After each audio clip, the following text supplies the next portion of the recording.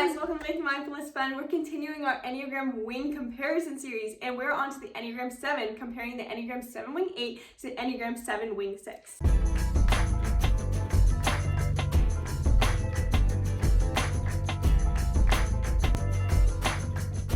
So before we get into the video and tell you all the great details, please make sure you like this video or give it a thumbs down if you hate it, but that would be terrible, so just hit the thumbs up. Subscribe to our YouTube channel and turn on post notifications so you don't miss a single video we're putting out, because we're making a whole series on the Enneagram wings. So remember, type 7s, you're the enthusiast, and that is your core desire, is to embrace positivity. But your wing is your behavior. It's how you show up with the world. It's how you want to kind of structure your environment. It's really still very important to you. And as a 7, it definitely can make you swing towards a healthy 7 or an unhealthy 7 if you feel conflict here. So as a 7, if you have a 5 wing, a 6 wing, I need to learn how to count. If you have a 6 wing, you're going to be a little bit more drawn in your behavior towards safety, security, loyalty. Whereas if you have an 8 wing, you might be drawn more towards challenge and intensity. Yeah, so there is a bit of a tendency here that society has kind of bred us to be more of type 6s. We've said this in previous videos, and that's not bad, but more people tend to, as they get older, they'll start maybe being an 8 wing, and a lot of people do hold their 8 wing as they go and grow up, but a lot of people also are triggered and programmed to be a 6. And we're not saying a 6 is bad, but you're gonna see a big difference between these two wings. If you are a 7 wing 6, you're going to be more focused on, hey, let's have a party, but then I want to make sure it's safe. If you're an 8 wing, you're going to be more tense towards impulsive, spontaneous challenge.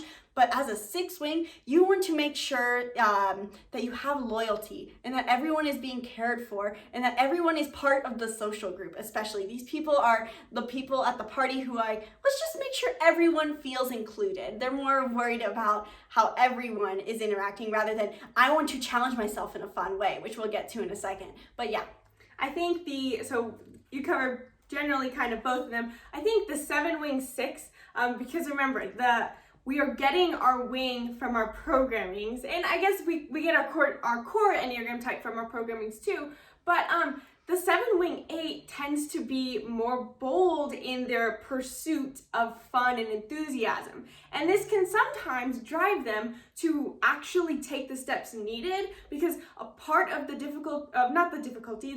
the biggest struggles of a type 7 is that they don't take the steps needed for all their dreams and desires. And so when they have that 8 wing, sometimes it can help them actually take action on those 7 desires. And like you said, the 6 wing does allow you to be a bit more buddy-buddy and desiring of a social type of fun.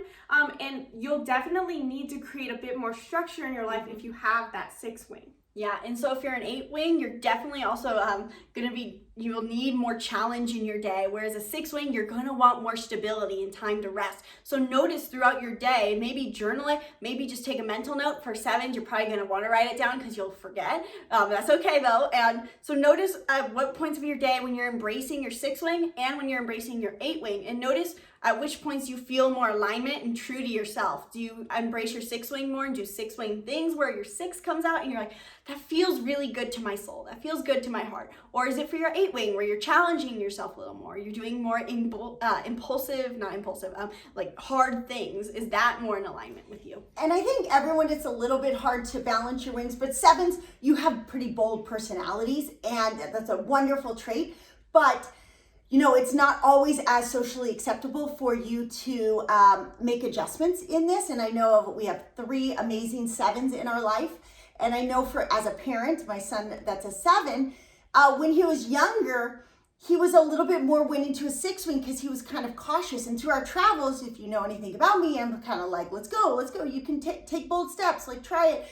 It's okay to compete a little bit. And the more he's done things through repetition, the more his 8 wing comes out, which I know for him is his natural wing. That's the wing where he's happier. He doesn't like feeling more fearful or more sheltered. He wants to like really step into the world with his 8 wing. I also have an amazing brother who's a 7, and I think naturally when he was a child and had more competitive things that he could do, he was in his 8 wing. And then sometimes if society sometimes he embraced maybe too much of that 8 wing and like didn't have that little bit of anchor to keep him accountable. And then all of a sudden, sometimes we make a few mistakes and then we're like, oh my goodness, I can't do anything bold anymore. I've got to completely conform. So it's natural if you feel that ebb and flow of your 2 wings.